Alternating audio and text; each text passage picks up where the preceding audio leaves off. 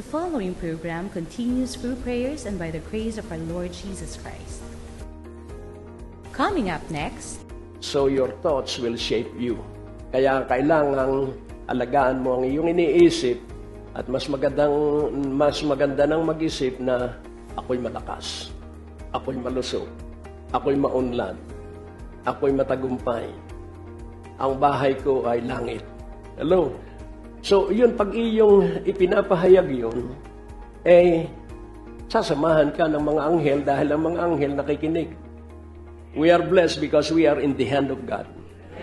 Sa Tagalog, mapalad ako dahil nasa palad ako ng Diyos at walang sino mang taong iihiwalay ako sa palad ng Diyos dahil dun sa palad niya, wala siyang iniisip kundi kaginhawahan, kagandahan, tagumpay. At hindi ka madadaig ng kapaligiran. At kung magagawa mo lamang pray in tongues all the days and all the nights. Paano po yun? Huralahiyaran, naglalakad ka, huralahiyaran, at mayroong sandali na 30 minutes na nagtatangs ka speaking in tongues. Gawin mo po yun at titiyakin ko sa inyo. Walang diablong makadadaig sa iyo. Because the Holy Spirit will give you all the wisdom to detect.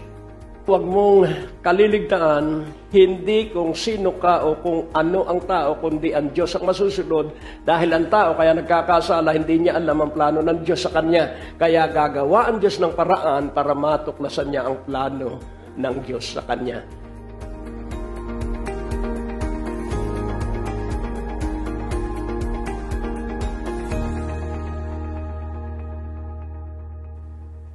Banal na Espiritu, bigyan mo ang bawat isa ng matalinong tenga upang sila ay magkaroon ng mahusay na labi. At gawin mo na laging nakatuon araw-araw sa maghapon ang tenga at kanilang labi. Sa patnubay mo, Banal na Espiritu, sa pangalan ni Jesus. Amen. Amen. So starting this very moment, you have the ear of the learned. Tenga ng matatalino. Sabihin mo, ang tenga mo ngayon, tenga ng matalino. Ears of the learned. At ang iyong ngayong bibig ay mouth of the learned. Napakatalino mo. Sabihin mo, because of the Holy Spirit. Amen. So magsiupo po kayo. At tayo maghahapunan na. Ang sabi ng Panginoon, my food is to do the will of my Father. It's not on bread alone that we live, but by every word that proceed out of the mouth of God. Laging tandaan mo po, ang kabusugan ay hindi sa ulam at kanin. Ang kabusugan po ay nagsisimula ay sa salita ng Diyos. Tayo po ay manalangin para sa mensahe ngayong sandaling ito. O Diyos aming Ama, dakil at napakabuti. Ang tibay at katatagan ng simbahan ay nasa buhay na patutuo ng mga miyembro. At ang bawat isa ay hindi mawawala ng patutuo sapagkat sila ay masunurin. Mula sa pagkaduwag, nagiging matapang. At mula sa kahinaan, nagiging malakas. Kaya salamat at dahil kami laging hawak mo, bumitaw man kami, hindi mo kami binibitiwan kahit kailanman. Kaya pagpalain mo ang bawat isa sa mensaheng iyong padadaluyin sa aking bibig at ito ay naapektuhan ang aking buong pagkatao. Sa iyo ang kalwalatian naman sa pangalan ni Jesus at bawat isa ay nagsabi ng Amen. Ang unang pagbubukas, your dominant thoughts will shape you. Ang iyong laging iniisip, yun ka magigi. Tingnan mo ulit ang iyong katabi. Ano ang dominant thoughts mo? Kailangan ang iniisip mo lagi ay yung mga bagay na totoo. Kaakit-akit.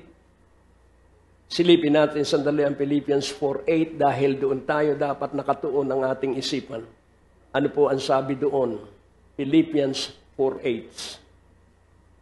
Ulitin ko muli kung ano ang dominant thoughts. Ang pag sinabing dominant, yung laging iniisip natin. At ang sabi po doon, finally, brethren, whatsoever things are true. So yun muna ang ating kauna-unahang iisipin, yung totoo. Whatsoever things are honest, whatsoever things are just, whatsoever things are pure, whatsoever things are lovely, whatsoever things are of good report. If there be any virtue and if there be any praise, think on these things. So, kailangan po ay merong laging virtue and praise. So, lahat ng bagay na mga totoo, lahat ng bagay na tapat, lahat ng bagay na matuwid, lahat ng bagay na dalisay, at lahat ng bagay na kaakit-akit at may mabuting balita, yun ang lagi nating isipin. So your thoughts will shape you. Kaya kailangang alagaan mo ang iyong iniisip at mas maganda nang mag-isip na ako'y malakas, ako'y malusog, ako'y maunlad, ako'y matagumpay, ang bahay ko ay langit. Hello? So, yun, pag iyong ipinapahayag yun, sasamahan ka ng mga anghel dahil ang mga anghel nakikinig. Pero, meron ding ibang anghel. Ang hirap ng buhay. Laging lugi. Laging ako'y pinagchichismisan. Ayan. So, yung mga demonyo tuwan-tuwa, sige, dadagdagan ka pa. Kaya, laging isipin mo, nasa isipan ka at kamay ng Diyos. Laging isipin natin, mapalad tayo dahil nasa palad tayo ng Diyos. Hindi ninyo narinig, we are blessed because we are in the hand of God. Sa Tagalog, mapalad ako dahil nasa palad ako ng Diyos at walang sino mang taong iihiwalay ako sa palad ng Diyos dahil dun sa palad niya, wala siyang iniisip kundi kaginhawahan, kagandahan, tagumpay. At hindi ka madadaig ng kapaligiran. So, simple lamang po ang katotohanan at kaya ito ng nagsisimula pa lang sa kanyang pananampalataya. At ito'y alam ng lahat. Sa Hebrews 11:6, so alam ng lahat ito. At ano po ang sabi ron? But without faith, it is impossible to please Him. So, pansinin po natin. Basta nakita mo yung tuldok-tuldok o yung dalawang tuldok na yon, ano po ang sabi? But without faith, it is impossible to please Him. So, yun po yung pagbibigay ng stress o pagbibigay ng diin. At ang tawag po sa English dun sa dalawang tuldok ay konon. For he that cometh to God must believe that He is, and that He is a rewarder of them that diligently seek Him. Banal na Espiritu na aming tagapagturo, hindi kami maililigaw ng anumang kamalian at kasinungalingan dahil ikaw ang aming tagapayo. Kaya narito kami handa upang lahat ng gagawin ng aming kamay ay maging maunlad at matagumpay sa araw-araw sa pangalan ni Jesus. So, isa po ang paraan para bigyan ng kasiyahan ng Diyos. Isiruin natin, i-encircle mo sa iyong Bible, impossible. Pag sinabing impossible, ay walang ibang paraan na bigyan ng kasiyahan ng Diyos. But without faith, it is impossible to please Him. Without faith, kung walang pananalig, ano po ang pananalig? Faith is the combination of three things. Belief, trust, and hope. Pagsampalataya, pagtitiwala, at pag-asa. Yun po ang faith. But without believing and trusting, hindi po maghihiwala yon, believing, trusting, and hoping. It is impossible to please Him. So, ang atin pong bibigyan ng kasiyahan ay ang lumikha sa atin, hindi ang sino mang tao. If we seek for men to please us, mapapagod po tayo. Dahil linikha tayo para magbigay tayong lahat ng kasiyahan ay sa Diyos. At ang pagbibigay ng kasiyahan sa Diyos ay isa. F-A-I-T-H. So if you live by faith every day, naalala ko ang isang acronym, yung bawat titik ay linagyan. Food in the house. Faith. Hindi ka magugutom pag nabubuhay ka sa pananalig, laging may pagkain sa iyong bahay. Amen. Kaya mula nun, hindi ko na kinakalimutan yon, yung faith at F-A-I-T-H, food in the house. Laging may pagkain sa bahay. Kaya may naipamimigay kami. Tingnan mo ulit ang iyong katabi, baka kulang yung pagkain sa bahay mo, mabuhay ka sa pananalig, aapaw ang pagkain sa bahay mo. Amen? So, but without faith, it is impossible to please Him. For he that cometh to God must believe that He is. So, faith is an act. Ang pananalig po ay pagkilos, paghakbang. At ang sabi po dito, for He. So, nagipong personal pronoun, for he that cometh to God, sapagkat siyang lalapit at pupunta sa Diyos, hallelujah, must, pag sinabi pong must, yun po ay hindi dapat na mawala sa puso at isipan ng isang taong lalapit sa Diyos. Must believe that He is. So yun pong pangalawang He ay ang Diyos. For he, man or woman, that cometh to God must believe that God is. And that God is a rewarder. Hallelujah. Of them that diligently seek Him. So, isa-isahin po natin, faith is an act. And that act is coming to God all the days of our life. Diligently seek Him. Maalab, masikap, at palagian na siya ang hinahanap. Ano po ang ibig sabihin na siya ang ating hinahanap? Ang ibig pong sabihin na siya ang hinahanap, gusto mo lagi ay ang kanyang mukha. The Lord bless and keep you and make His face shine upon you. That is seeking God. Gusto mo ang maliwalas niyang mukha. Tingnan mo uli ang iyong katabi, makita sa iyo ang maliwalas na mukha ng Diyos. Amen? So, ating pansinin, kapag ikaw po ay maaliwalas ang mukha, marami ang mahihikayat sa iyo. May mainis, pero may mahihikayat sa iyo. Pero pag ang mukha mo ay laging parang lugi, ay walang maiinggan yan lumapit sa iyo. Hello? At para ang mukha mo ay laging maaliwalas, laging hanapin mo ang Diyos pagkagising sa umaga at bukang bibig mo ang Diyos maghapon. At kung magagawa mo lamang pray in tongues all the days and all the nights. Paano po yun? Huralahiyaran. Naglalakad ka, huralahiyaran. Nagkuda ka na. At mayroong sandali na 30 minutes na nagtatangs ka speaking in tongues. Gawin mo po yun at titiyakin ko sa inyo.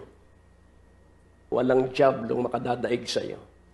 Because the Holy Spirit will give you all the wisdom to detect kung sino ang mang-i-scam sa iyo. Tingnan mo ulit ang iyong katabi. But without faith, it is impossible to please Him. For he that cometh to God must believe that He is. Meron pong action. Hahanapin mo ang Diyos. Sa 1 John 5:4, faith is our victory. Hallelujah. So, for whatsoever is born of God overcometh the world. And this is the victory that overcometh the world, even our faiths. At ang sino mang ipinanganak ng Diyos, lahat tayo ay ipinaglihi ng banal na Espiritu at naging anak tayo ng Diyos dahil sa banal na Espiritu. So tayo ay anak ng Diyos dahil kay Kristo at sa banal na Espiritu. At ano raw ang sabi dito ni Juan? Lahat ng anak ng Diyos magtatagumpay sa sanlibutan. Ano ba yung world? Yung world po, ang sanlibutan ay umaasa sa sweldo. Ang sanlibutan ay nagpapaganda ng kanyang sarili para makahikayat ng investor. Hikayatin mo ang Diyos at magkakaroon ka ng investor. Hello? Pag hinikayat mo ang Diyos, may pambayad ka sa broadcast. Amen. Hallelujah. For whatsoever is born of God overcometh the world, and this is the victory that overcometh the world, even our faiths. Ang sino man, lalaki o babae, bata o matanda, na anak ng Diyos, ay laging, pansinin po natin yung overcome. Pag sinabing overcome, ikaw ay laging nasa ibabaw ng sanlibutan. Hindi ka apektado ng nangyayari sa sanlibutan sapagkat ikaw ay sinasamahan ng banal na Espiritu. And this is the victory that overcometh the world. At ito ang tagumpay. Pansinin po natin, hindi ako makapagtatagumpay sa sanlibutan kung wala itong victory ito. This victory is the victory that overcometh the world, even our faiths. And what is our faith? Verse 5. Who is he that overcometh the world but he that believeth? He that believeth that Jesus is the Son of God. Hallelujah. Hindi po yun sa lakas natin, kundi sa ating pananampalataya at paniniwala si Jesus ay anak ng Diyos. That is our victory. Paulit-ulitin mo, Jesus is the Son of God. Jesus is the Son of God. Pag nalaglalakad ka, malulusaw. Naalala ko ang aking asawa, 1980 o 82. Pero siyang toxic goiter at siya'y payat na. At pag ikaw ay nasa toxic goiter, yun po'y nakamamatay. At laging tandaan mo, idinaraan tayo sa pagsubok dahil kasama natin ang Diyos. Hindi ka susubukin na hindi mo kasama ang Diyos. Hello, huwag mong kalilimutan yan. Laging kasama natin ang Diyos sa ating pagsubok. Hindi niya tayo iniiwan kahit kailan. Hindi man natin siya pansinin, siya ay nagmamahal pa rin sa atin. Kaya hindi siya nakatingin sa lakas natin, nakatingin siya sa kanyang pag-ibig. So, butot balat na siya at iba po ang may toxic goiter. Talagang yan ay nakamamatay po yan. At siya ay butot balat na at iba na pati ang kanyang yung iritasyon, napakadaling mainis dahil nga po doon sa nararamdaman. Hindi ko naman alam na ganun dahil hindi naman ako nag-aral tungkol sa toxic goiter. Ayun lang toxic, nakakamatay na lason, toxic goiter. Na ibig sabihin ay merong mga kung anong tumutubo sa loob. At dahil ako'y nagsisimula pa sa aking paglilingkod sa Diyos, dahil 3 taon pa lang akong nakikipaglaban sa mga demonyo, kaya hindi ko pa alam yung demonyo ng toxic goiter. Kaya kailangan matuto ako ron sa toxic goiter at nang sa gayon ay magkaroon ako ng karanasan kung paano gapiin ang toxic goiter. 4 na taon na ako ay may galis aso mula bewang hanggang singit. At 4 na taon ay pinangangaral ko na ang Diyos ang dakila akong manggagamot at ako ay kamot ng kamot. At ang asawa ko ay tuwan-tuwa, ang sansang ng amoy nung... Pero gayon man ay for 4 years dinideklara ko na siya ang dakilang manggagamot. At si Pastor Kenneth kinuha niya dahil ayaw ng Diyos na mag-chemo. Dahil mas mabigat ang chemo at radiation. So dito, ang Diyos ang laging may final say at ang nangyari, namanata ako sa Diyos na hindi ko kayo titigilan sa panalangin. Hallelujah! At hindi ko titigilan ang pagbabasa ng Biblia dahil minsan ko lamang binasa ang Biblia ng full reading. Iniiwasan ko pa yung mga pangalan.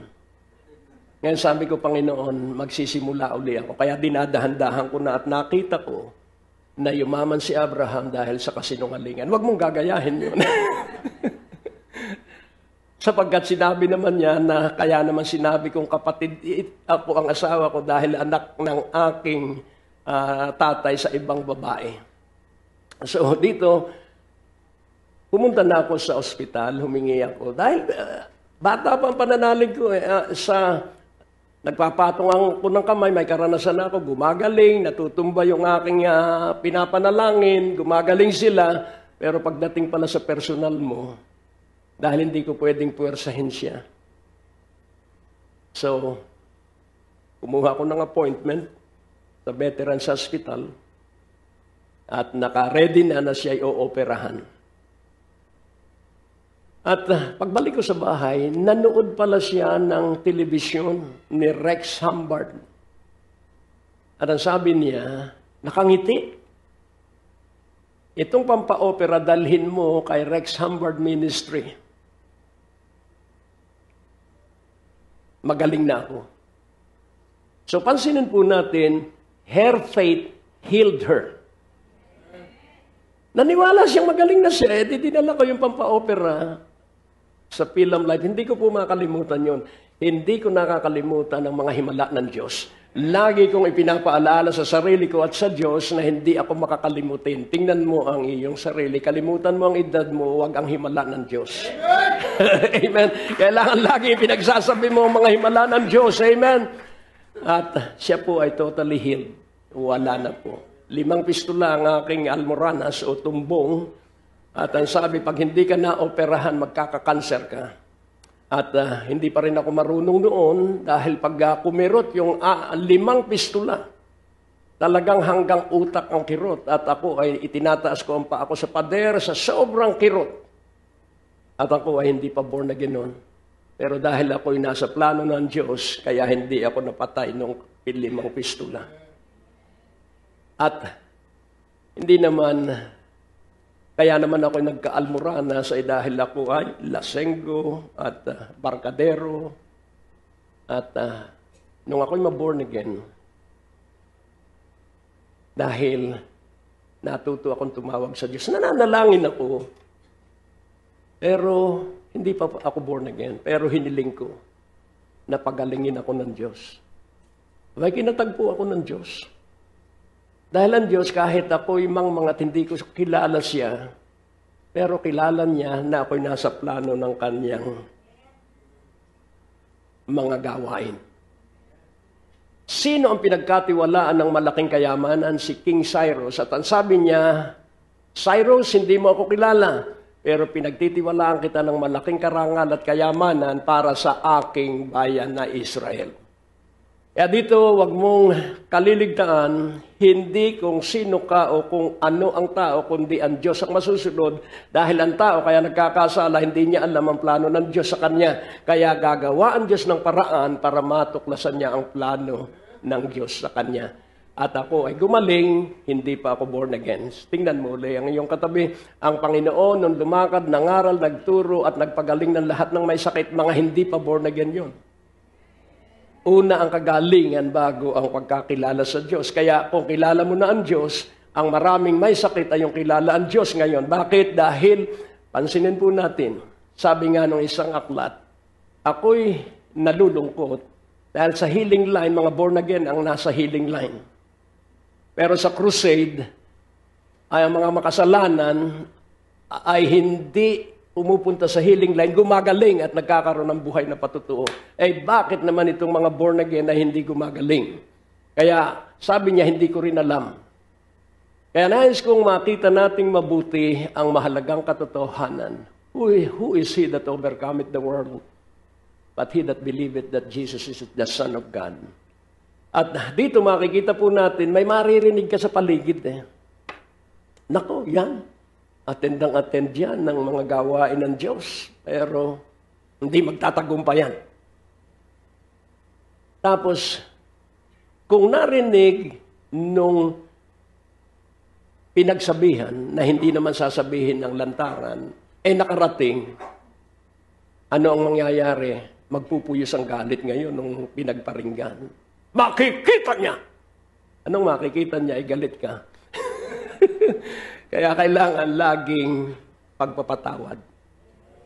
Laging kababaan at kaamuhan. O daw ganon. Ganon ba? Praise the Lord at ako pala ganon. Diyos ko, ganon nga po ba ako? Hello? Amen. So ngayon, ang titulo po ng mensahe, Always Believe and Obey God. Always believe and obey God. Hindi ka idadaan sa... Tandaan mo ito, bilang anak ng Diyos, kasama natin ng Diyos 24 oras. Manalangin ka o hindi, kasama mo ang Diyos. Ulitin ko muli, manalangin ka o hindi, kasama mo ang Diyos. Ngayon, ang nagtatagumpay ay yung nananalangin. Yung sinasamahan ng Diyos na Kristiyano at anak ng Diyos na hindi nananalangin, medyo tumatagal yung kanyang problema. Tingnan mo uli ang iyong katabi, sabihin mo, paiksiin mo ang iyong problema. Manalangin kang lagi. Amen. Always believe and obey God. At ito po ang nakita ko nga dito sa Hebrews 11:6. Faith is coming to God believing that He is. So, ano ang sasampalatayanan natin sa Diyos? Pansinin po natin, sanay na po tayo sa pagkilala sa Diyos. Iisa po ang Diyos sa 3 persona. At ang Diyos ay may iba't ibang pangalan. Pero higit sa lahat, ang kanyang pinararangalan ay ang kanyang salita ng higit sa kanyang pangalan. Kaya kailangan ang salita ng Diyos ay ating masugid na iniibig. Psalms 138:2. Ipakikita ko po sa inyo na ang sabi po doon, babalikan natin yung Hebrews 11. I will worship toward thy holy temple and praise thy name for thy loving kindness and for thy truths, for thou hast magnified thy word above all thy name. Ano po ang ibig sabihin? Ginagawa niyang mas mataas ang kanyang pagpaparangal sa kanyang salita ng higit sa lahat ng kanyang pangalan. Na ibig sabihin, isagawa mo ang kanyang salita at kikilos ang kanyang pangalan. Hello? Jehovah Jireh. Ano ang ibig sabihin? The God who sees. Ang Diyos na ikay nakikita. At ano ang nakikita ng Diyos sa atin? Yung ating puso. Kaya kung may sama ng loob, alisin mo na agad yung sama ng loob. Kung may hinanakit, alisin mo na agad yung hinanakit. Because He is the God, El Roy. The God who sees. Kaya dito makikita po natin, Elohim, the God Creator. Elohim, God Creator. The Almighty. El Elyon, the Most High God who possesses and own everything. Kaya nung kausapin ng Diyos si Abraham, ang kausap niya ay si El Elyon. Sa Genesis 15:1, I am your exceeding great reward. Basta, nangako ang Diyos kay Abraham, basta apo, after these things, the word of the Lord came. So, El Elyon, unto Abram in a vision, saying, fear not, Abram, I am thy shield, and thy exceeding great reward. Ano po ang ibig sabihin? Sasamahan kita kahit saan ka pumaroon, kasama mo ako. At ako ang gantimpala mo. Kahit ano ang pagdaanan mong kakapusan, lalagpasan mo yan because I am thy exceeding great reward. I am your El Elyon who possess everything, who own and possess everything. So kailangan kilala mo ang Diyos. At ang Diyos ay makikilala mo through tests and trials and the study of the Holy Scriptures. Kaya dito makikita natin na talagang napakaganda po ng Diyos at tayo ay nagtitipon-tipon. Salamat sa maimpit na amen. Ako'y nakikinig lagi dahil yung mga sabik ay laging malakas ang boses niya. Amen! Hallelujah! At pag ikaw ay palasigaw, ang anghel ay kasama mo na sumisigaw. Amen. Hallelujah. Merong pananahimik, merong kailangan na pagsigaw. At sa pagsamba, kailangan maingay ka pag ikaw ay nagpupuri. Alangan naman, Diyos, napakabuti niyo ng Diyos, dakila ka. Hindi. Dakila ka, O Diyos, purihin ang banal mong pangalan. Hallelujah. At makikita mo, mga anghel ay nasa iyong paligid dahil ang mga anghel ay mahilig magpuri sa Diyos. Kung mahilig kang magpuri sa Diyos, ang mga anghel ay inatasan para dalhin yung pinupuri mo tungkol sa Diyos. Expediter po ang tawag sa mga angels. Kaya makikita mo ang lahat ng kailangan mo na naririnig ng mga anghel ay isusupply sa iyo. Oh, I'm so glad for you tonight. Ako'y natutuwa para sa bawat isa sa inyo ngayong gabi. Hindi po ito pangkaraniwang gabi. Ito po'y itinakda ng Diyos na isang dakilang pagtitipon. Tingnan mo uli ang iyong katabi at magkakaroon ka ng buhay na patutuo at kaibang pag-aalay sa Diyos. Amen. Buhay na patutuo at pag-aalay sa Diyos. Kaya dito ay makikita po natin, after these things, the word of the Lord came unto Abram in a vision, saying, Fear not, Abram, I am thy shield and thy exceeding great reward.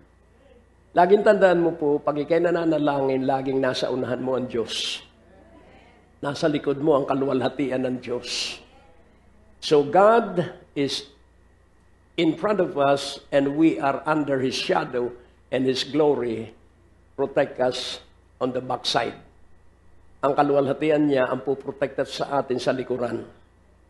Hallelujah. Kaya nais kong iyong makita itong napakahalagang katotohanan. Sa Matthew 5:48. Ano po ang sabi doon? May hinihiling ang Diyos. Sige nga po, basahin ninyo ng malakas. Sige po, ilakas ninyo, kayo ang bumasa.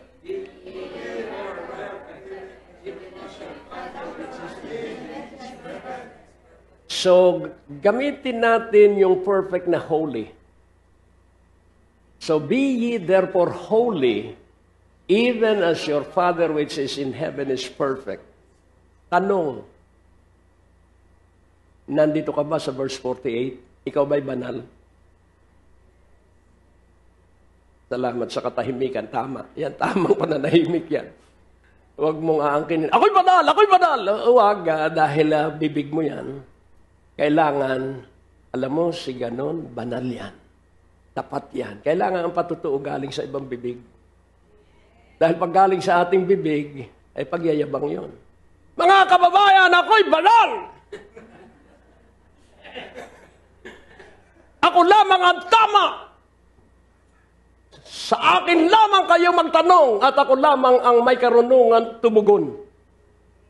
Aba, ay mapanganib po yun. Laging tandaan po natin, humility and meekness. Laging iaasa natin sa Diyos ang lahat. Pastor, totoo ba itong ganito, ganon? Pag hindi ko alam, sandali ha, magpe-pray ako, pag-aaralan ko kung anong isasagot ko. Kaya nais kong iyong intindihing mabuti. Walang sumagot. Are you holy? Sigaw, yes, I am holy. Sabi mo, Bishop, ay huwag magagaling sa amin bibig. Isigaw mo ngayon, yes, I am holy, dahil tinanong kita eh. Hallelujah.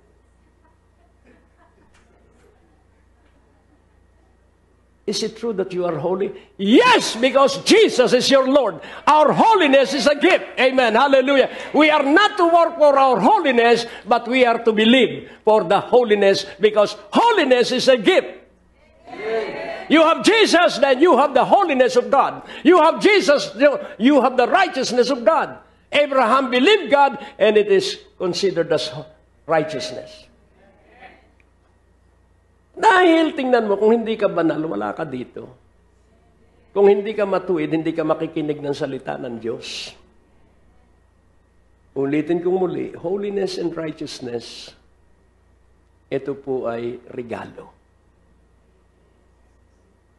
At dahil ikay banal at ikay matuwid, kaya pag nanalangin ka, diringgin ka ng Diyos. Amen? Wag mo sasabihin, si Elijah lang ang matuwid. Sabi rito, and Elijah the righteous. Ikay matuwid dahil si Kristo ay iyong Panginoon. Kaya pag dumalangin ka sa pangalan ni Jesus, tatanggapin mo yun. Kaya nga kailangan ikaw ay laging dumidipa sa iyong harapan ng bahay at sabihin mo, mangyari ang nasa salita ng Diyos na ang bahay ng matuwid ay puro kayamanan. Psalms 112, pag-aralan mong mabuti ron, in the house of the righteous are wealth and riches. At ang unang kayamanan mo, yung mga anak at apo mo at manugang. Hindi narinig. So, laging tandaan mo, ang mga anak mo, ang gagawin ng Diyos na maunlad dahil ikaw ay mapagtiwala sa Diyos. Ang pamilya ng mga anak mo ay pauunlad rin ng Diyos dahil ikaw ay nagtitiwala sa Diyos. So be ye therefore perfect even as you. Huwag po natin kalilimutan, it's not our own doing, it's always the work of the Holy Spirit. Huwag mo po yung kalilimutan at kailangan lagi tayong magpuri at magpasalamat sa Diyos.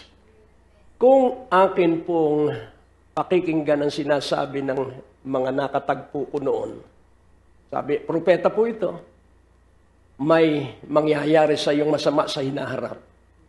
Pero dahil alam ko ang Isaiah 54:17, no weapon that is formed against me shall prosper, and every word that is spoken against me I shall condemn. Kinundin ako agad yun. Dahil hindi nagre-rema sa puso ko.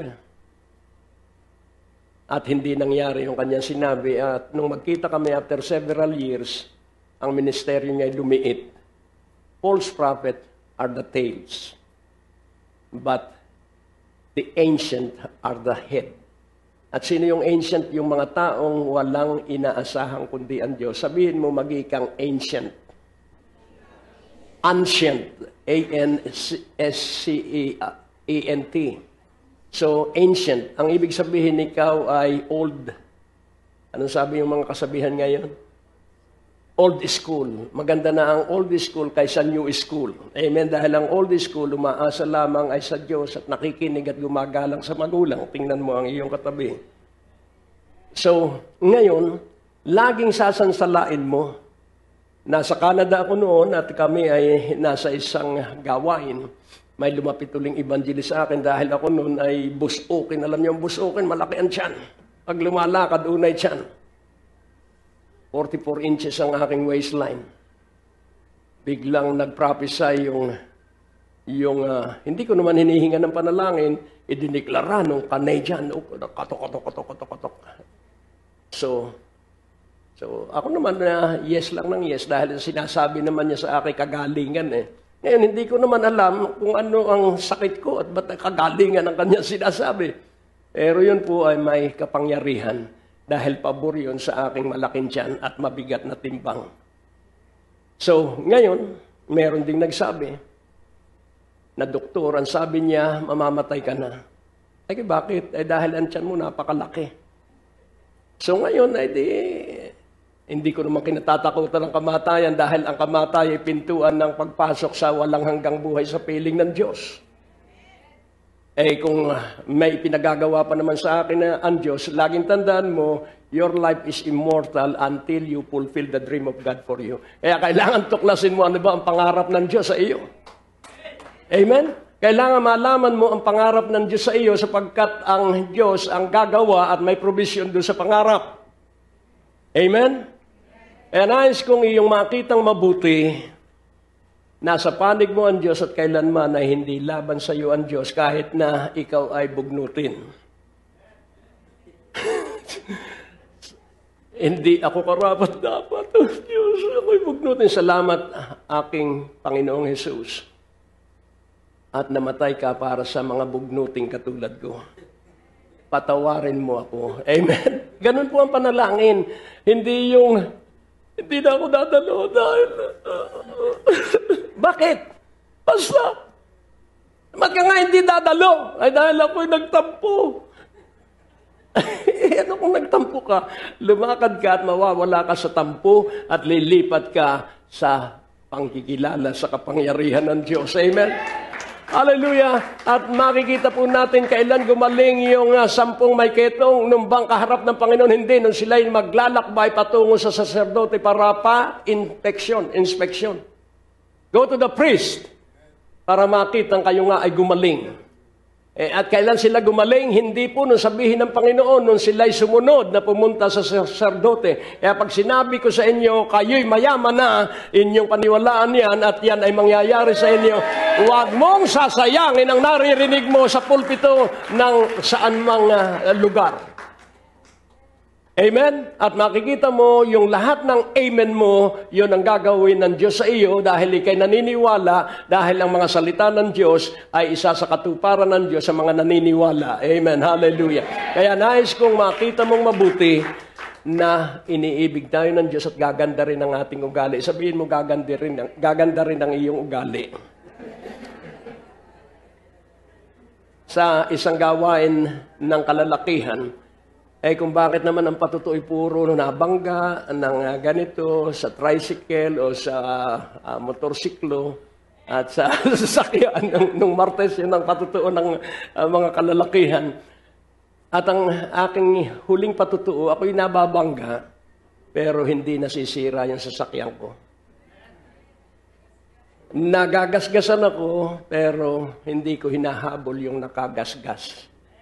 Sa Diyos lamang ako nagtitiwala. Kaya nais kong makita mong mabuti, iniibig ka ng Diyos. Love na love ka ng Diyos. At paniwalaan mo yung pag-ibig sa iyo ng Diyos. Kaya dito ay makikita po natin, be holy and righteous. How shall we be holy and righteous? By believing Jesus. Acknowledge that Jesus is the Lord, the Son of the living God. So, yung aking kabanalan at aking katwiran, hindi ako trumabaho para ako'y maging banal, wala akong ginawang anuman para ako'y maging banal at matuwid, sumampalataya lamang ako kay Jesus. At doon sa pagsampalataya ko, ibinigay sa akin ang banal na Espiritu at yung banal na Espiritu ang may kapangyarihang gumawa ng kabanalan ko. Ang banal na Espiritu ang magsasakatuparan nung kabanalang nasa akin, nung katwirang nasa akin, sa anong paraan. At dito ko nakita na meron tayong dalawang kasuotan, robe and clothing. So, yung robe po ay iyong ginagamit na personal. At paglalabas ka, ang suot mo ay clothing. So, pansinin po natin, at habang binubulay ko itong mensaheng ito, ang ating paglakad sa kabanalan ay hindi para maging banal, nasa atin ang banal na Espiritu, kaya yung kabanalan natin ay buhay natin. Tingnan mo uli ang iyong katabi, kung hindi ka banal, wala ka dito. Ano ba ang ibig sabihin ng banal? Ang word pong holy, ang ibig pong sabihin ay different, kaiba. Kaya nga, kahit na basta dumadalo ka lang, kahit nakakatulog ka, basta ang presensya ng pisikal mong katawan ay nasa gawain. At isang araw, kailang kinausap ng Diyos si Abraham nung tulog? Kailang kinausap ng Diyos si Solomon nung tulog? Pero pag nakausap ka na ng Diyos, huwag ka nang tutulog ulit. Amen. Amen, hallelujah. So, magiging ka ng gising at lagi kang masigla. Sabihin mo, masigla. Hallelujah. Sapagkat ang laging maririnig mo ay maganda. Ganito ang kagandahan ng pangungusap ng Diyos. Abraham, magkakaroon ka ng napakaraming lipi. Bilangin mo ang mga bituin. Kung gaano karami ang mga bituin, gaano karami ang lahi mo, at kung gaano karami ang butil ng mga buhangin sa lupa, gaano karami ang iyong lahi. So yung bituin ay tumutukoy sa mga Hudyo. Yung mga buhangin tumutukoy sa mga hintil na born again. So ngayon, ang sabi niya, ang iyong lahi ay 400 taong magiging alipin. In advance, sinabi ng Diyos ang magiging hinaharap ng kanyang lahi. So dito makikita po natin na kailan yumaman ang mga Hudyo pagkalabas nila sa pagkaalipin. Ang sabi ng mga Ehipsyo, dahil ang Diyos ay gumawa ng mga kababalaghan sa Ehipto at ang salot ay dumating pero ang mga Hudyo hindi sinalot at nakita nila ang kaibahan. At ang sabi nila, kayo nga ay sinasamahan ng Diyos. Kaya pag nakita ang pagsama ng Diyos sa bawat isa sa atin, matatakot ang mga nasa paligid mo sapagkat nalalaman nila sinasamahan ka ng Diyos. Hallelujah! Ang magpala sa iyo ay pagpapalain ng Diyos, ang sumumpa sa iyo ay susumpain ng Diyos.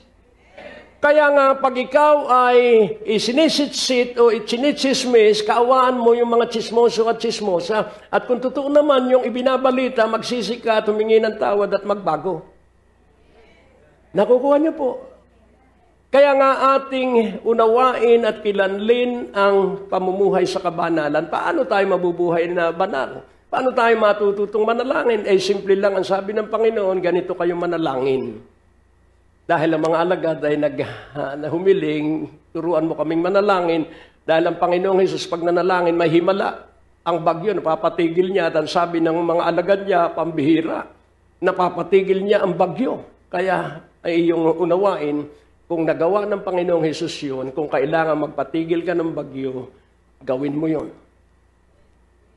Kung kailangan lang, pag pinatnubayan ka, napapatigil ko ang ulan. Pag kailangan ko, pero hindi lagi. Sa patnubay lamang ng banal na Espiritu. Dahil ang sabi ng Panginoon, if you believe, the works that I do, you shall do also. Napakasimple po, yung aking ginawa, magagawa ninyo kung kayo'y sumasampalataya. Kung siya nagpagaling ng may sakit, ikaw din. Kung siya ay nagpaunlad ng kabuhayan, ikaw din.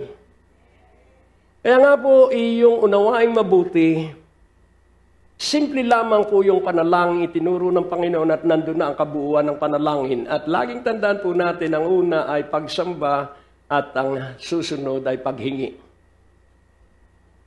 Our Father which art in heaven, hallowed be thy name. And then thy kingdom come, thy will be done on earth as it is in heaven.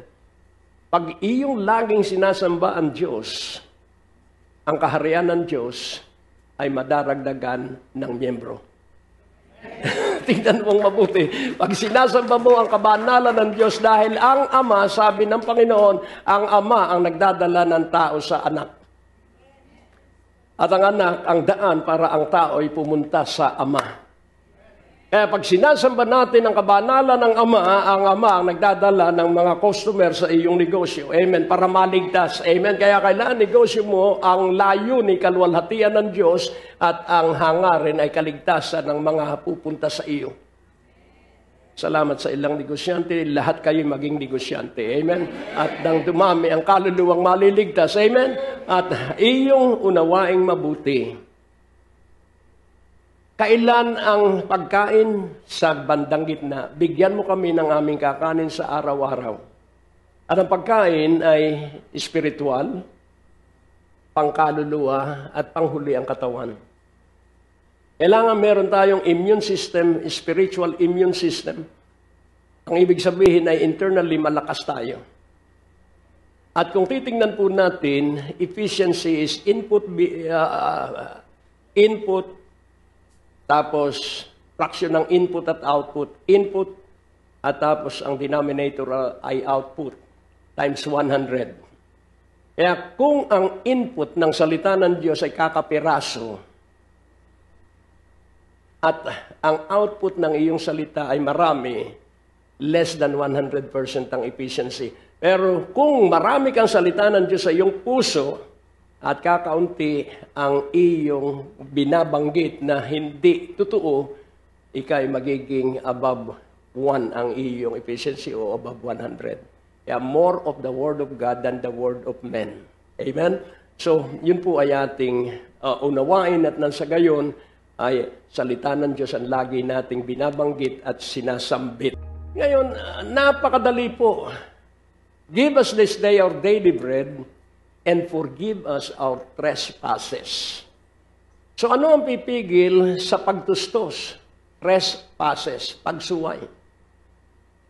At ulitin kong mulit, babalikan natin yung 6 na pangalan ng Diyos, bagamat may karagdagan pa rin, Elohim, the Almighty Creator God, El Elyon, El Roy, El Shaddai, the High-Breasted One. Kailangang marunong kang sumuso kay El Shaddai. At ang sumususo ay mga sanggol na pasusuhin. Kaya kailangan tayo maging katulad ng sanggol tungkol sa ating paghingi sa Diyos.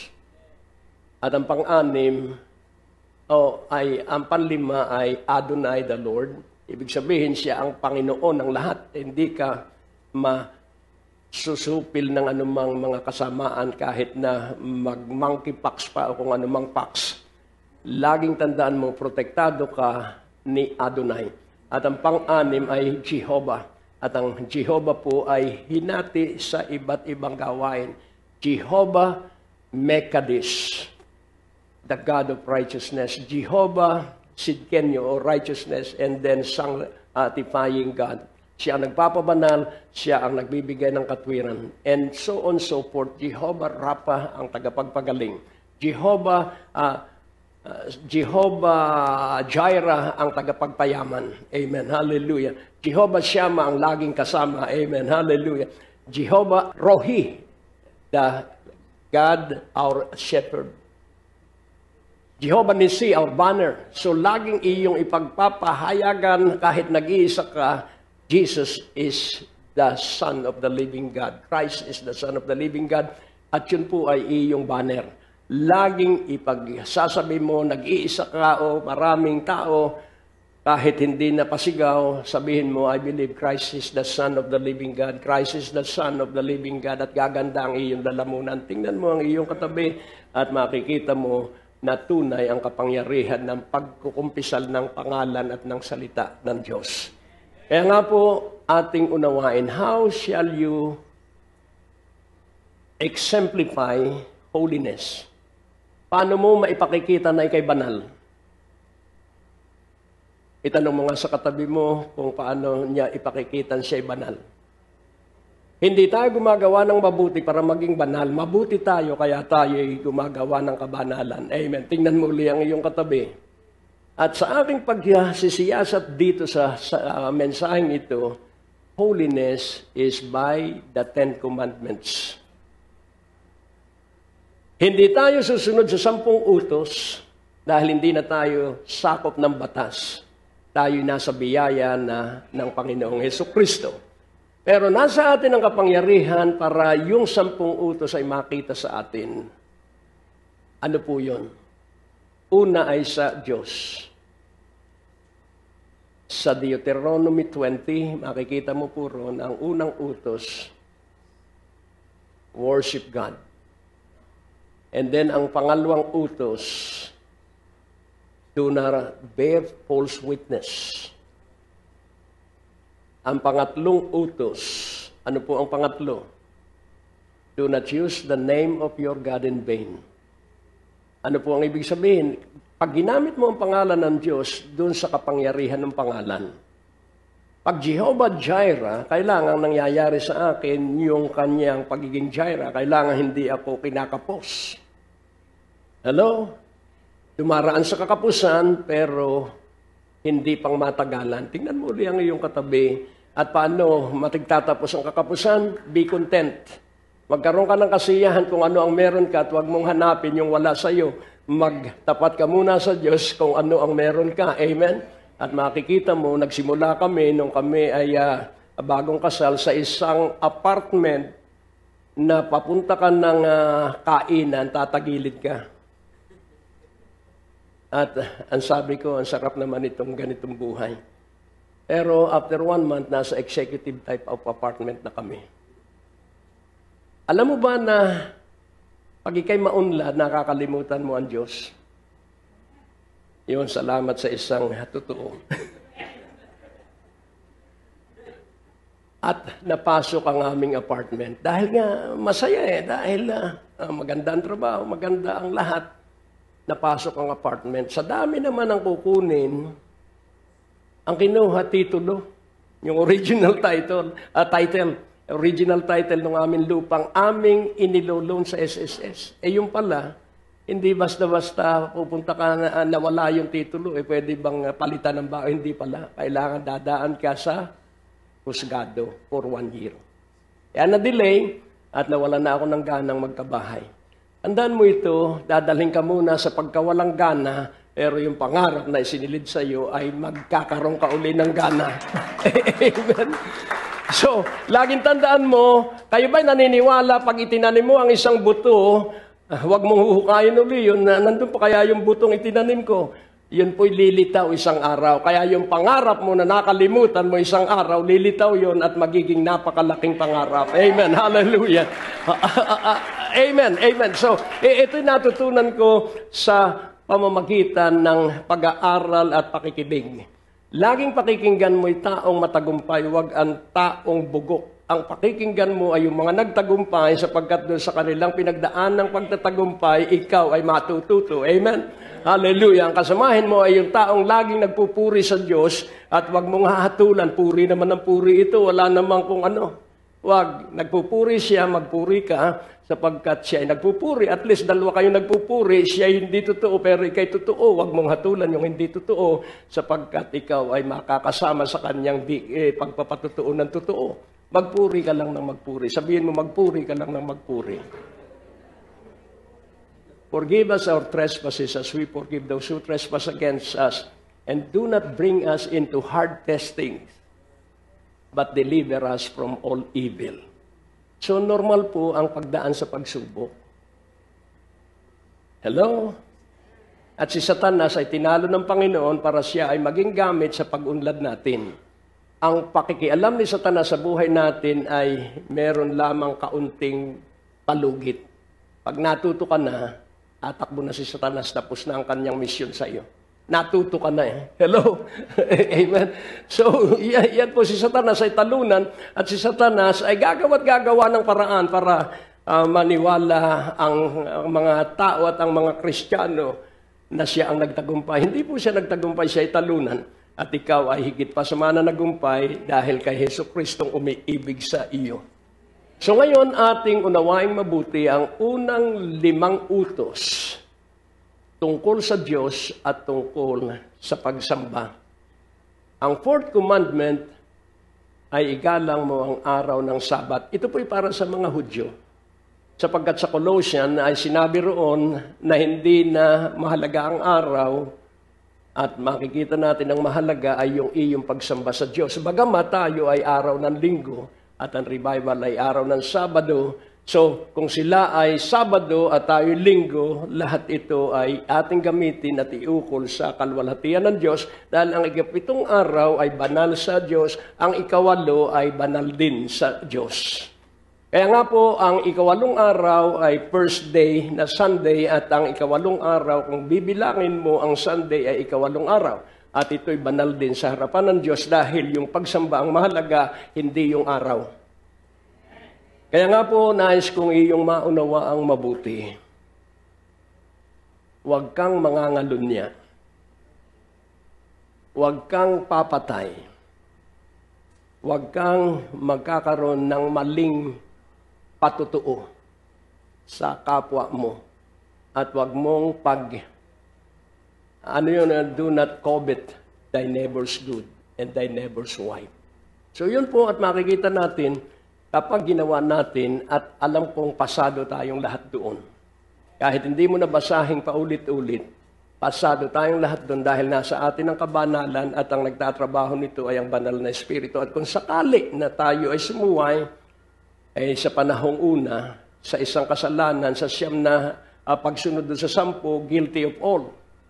Pero sa bagong tipan kay Hesus Kristo, magbalik loob lang tayo at tayo patatawarin kaagad. So ngayon, that is holiness. Dahil yung makikita sa atin, wala tayong nilalamangan at wala tayong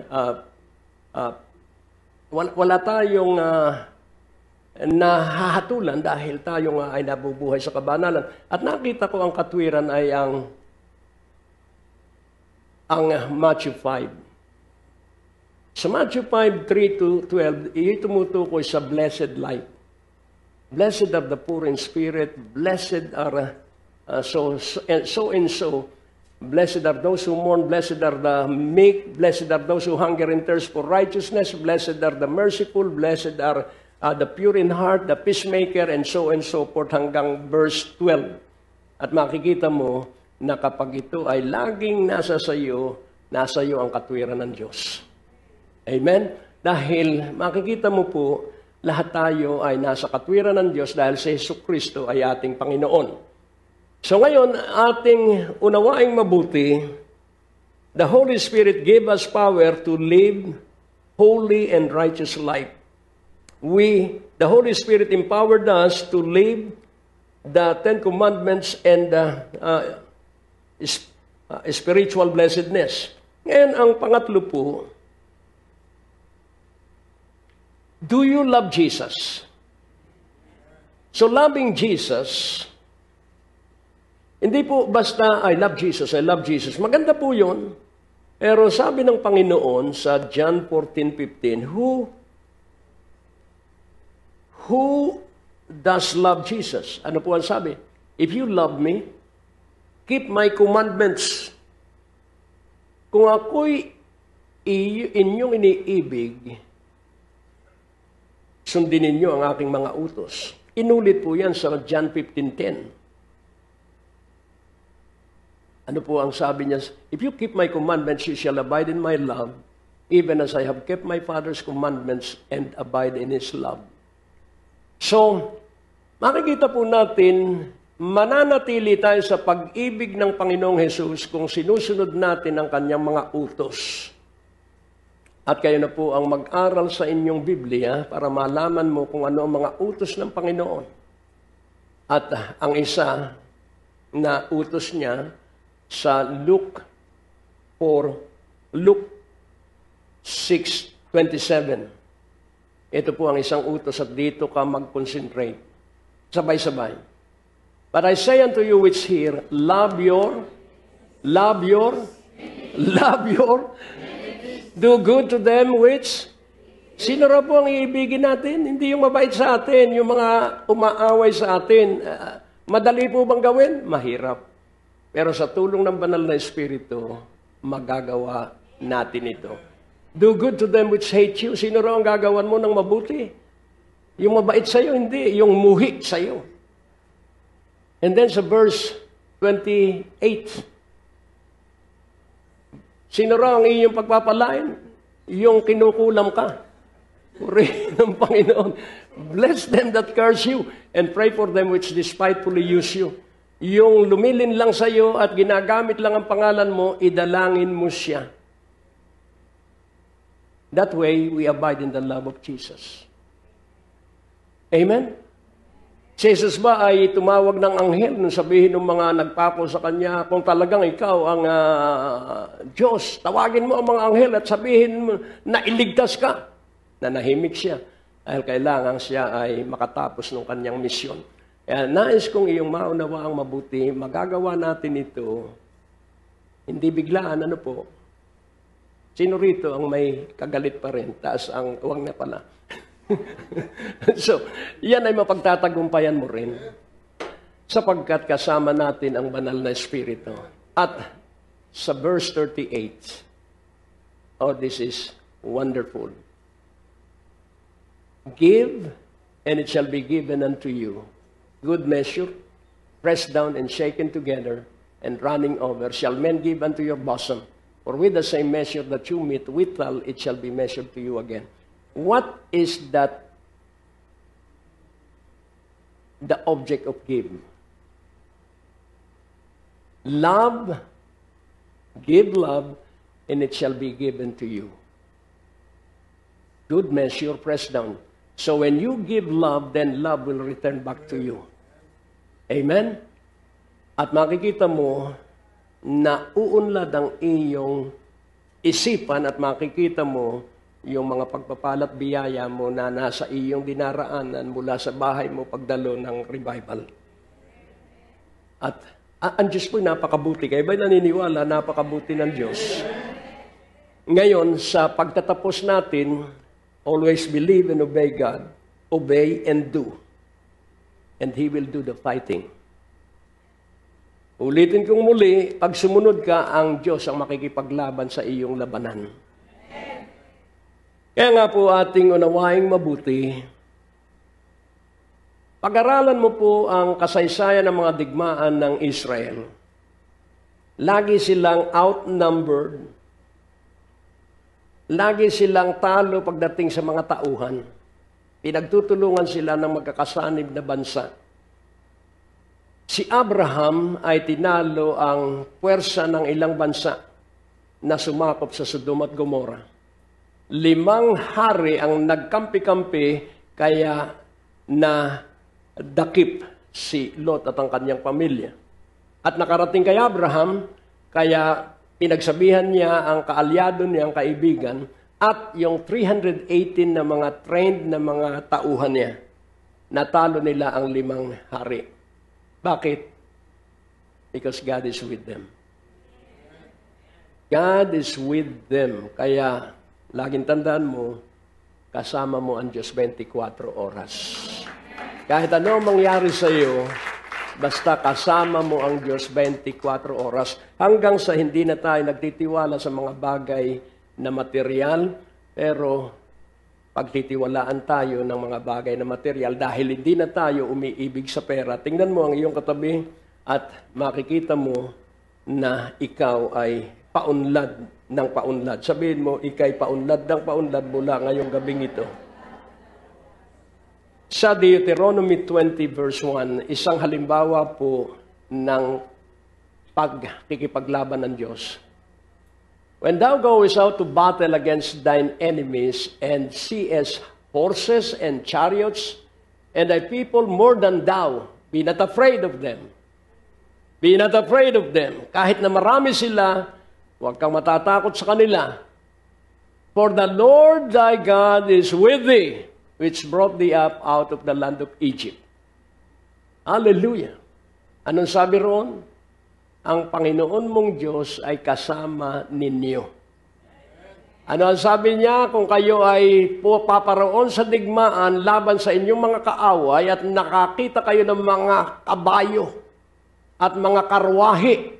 Diba, matindi po ang chariot dahil yan po ay talagang nanagasa.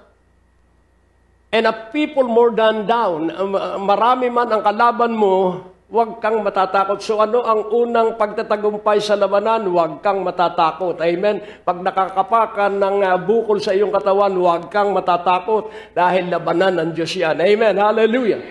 And the people more than thou, be not afraid of them, for the Lord thy God is with thee, which brought thee up out of the land of Egypt. Verse 2.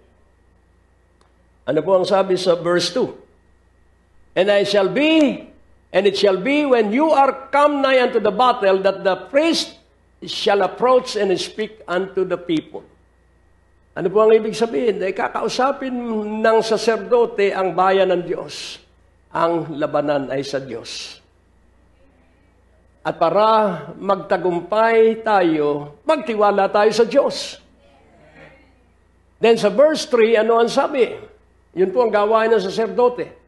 And shall say unto them, Hear, O Israel, you approach this day unto battle against your enemies. Let not your hearts faint, fear not, and do not tremble, neither be ye terrified because of them. So ano, para makapagtagumpay ang Diyos sa kanila, aalisin nila ang alin? Faintness, fearfulness, trembling, and terrified. So, huwag kayong manghihina, huwag kayong matatakot, huwag kayong manginginig. at huwag kayong mangingilabot dahil sa inyong kaaway. Ano? Ano ang sabi sa verse 4? For the Lord your God is He that goeth with you to fight for you against your enemies to save you. Kaya kung ikaw ay may labanan, ang Diyos ay kasama mo at hindi ka madadaig ng iyong labanan sapagkat kasama mo ang Diyos, laging ililigtas tayo ng Diyos sa lahat ng labanan at lagi tayo magtatagumpay para meron tayong buhay na patutuo ng Diyos ang nakipaglaban sa ating labanan na tayo ay nasa pinagpalang buhay hindi dahil sa kagagawan natin, kundi dahil sa kabutihan ng Diyos sa atin. At naganap din sa panahon ni Jehoshaphat sa 2 Chronicles at dito po tayo magtatapos sa obey and do. Kailangan ikay malakas ang loob, matapang at tatlo pong kombinasyon yan, be courageous, be brave, and be bold. Ano po yung bold? Hindi ibig sabihin na naguhubad. Ang ibig po sabihin ng bold ay kahit na kamatayan, ikaw ay susuong. Hello. Kahit na imposible, ikaw ay titira. Amen. At walang matitira sa iyong kaaway. So, ngayon, ano po ang sabi sa 2 Chronicles 20 verse 15? Labanan uli ito. Outnumbered na naman sila. Alam mong maganda, yung nag-iisa ka para ang Diyos ay makita mo na siya ang magtatapos ng iyong labanan.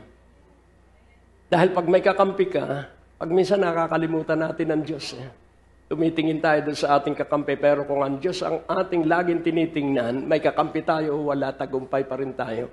At ano po ang sabi? And he said, hearken you all Judah and you inhabitants of Jerusalem, and thou King Jehoshaphat, thus saith the Lord unto you, be not afraid nor dismayed by reason of this great multitude, for the battle is not yours, but God's. So ito po'y totoo sa lahat ng anak ng Diyos. Ang labanan ay hindi iyo.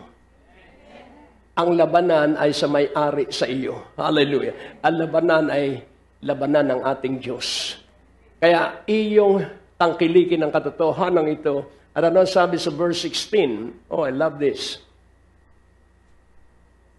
Tomorrow go ye down against them, behold, they come up by the cliff of Ziz, and you shall find them at the end of the brook before the wilderness of Jeruel. So pansinin po natin, ang nagpaplano ng digmaan ay sino? Ang Diyos. So ano ang utos? So pumunta kayo doon. At ano ang sabi sa verse 17? You shall not need to fight in this battle. Set yourselves, stand ye still, and see the salvation of the Lord with you, O Judah and Jerusalem. Fear not, nor be dismayed. Tomorrow go out against them, for the Lord will be with you. So, pansinin po natin, laging nadadaig ng Israel ang kanilang mga kalaban dahil linalagyan ng Diyos ng takot yung mga batikang sundalo ng kanilang kalaban. And nais kong iyong maunawaang mabuti, nasa panig mo ang Diyos. Kakampi mo ang Diyos. Nasa panig ko ang Diyos, kakampi ko ang Diyos, walang makasisira sa iyo at sa akin sapagkat si Yesu Kristo ay nagtagumpay at ang kanyang tagumpay ay atin ding tagumpay. At si Kristong nasa iyo higit na makapangyarihan kaysa kay Satanas na nasa paligid. Wala siyang kapangyarihan sa sino man sa atin, kaya huwag kang mangangamba sa dengue, huwag kang mangamangga sa matatakot sa anumang salot, huwag kang matatakot doon, matakot ka sa Diyos at ang salot ay ilalayo sa iyo. Oh, ang Diyos po ay napakabuti. Amen. Sabihin mo, ang Diyos ay napakabuti. Kaya sa kabuuan ng mensahe, believe and obey God. For those who believe shall do exploits. Ang lahat ng sumasampalataya sa Diyos, ang kanyang gagawin ay puro kababalaghan, puro kabayanihan, sapagkat sa tuwing tayo hakbang sa imposible na iniutos ng Diyos, makikilala natin na ang Diyos ay Diyos ng mga imposible at ang Diyos walang mahirap para sa Kanya. Kaya for those who believe, all things are possible. Sabihin mo, to those who believe, all things are possible. Sa lahat ng sumasampalataya, lahat ay posible. Kaya yung imposible, sundin mo ang Diyos, ang banal na Espiritu, magsasakatuparan ng imposible. Tayo po ay manalangin at tayo po ay magkais at magkasundo. Aming Ama, itinakda mo ang May 28 Saturday Revival for this powerful message that we shall be doers of the impossible. And all we need to do is to always believe and obey you. Kaya pagpalain mo kami at kami maging matapang araw at gabi sa pangalan ni Jesus at ang lahat ng naniniwalang siya'y matapang at kasama ang Diyos sumigaw ng Amen. Amen. Hallelujah. Thank you for watching Great Day to Live. For more videos and teaching resources, subscribe to my YouTube account, Greg Durante, or visit our website, www.gregdurante.com. Seek ye first the kingdom of God. Love the Lord your God with all of your heart, strength, and mind. Patunayan mo ito sa pamamagitan ng pag-aalay sa Kanya ng unang biyayang tinanggap o tatanggapin mo ngayong buwan ng Enero 2023. Magtiwala ka na buong pananalig sa Diyos at hindi ka mapapahiya. Buong taon mo ay higit na pagpapalain at ang mga pintuan ng himala at pagpapala ay todo bukas sa buhay at pamilya mo.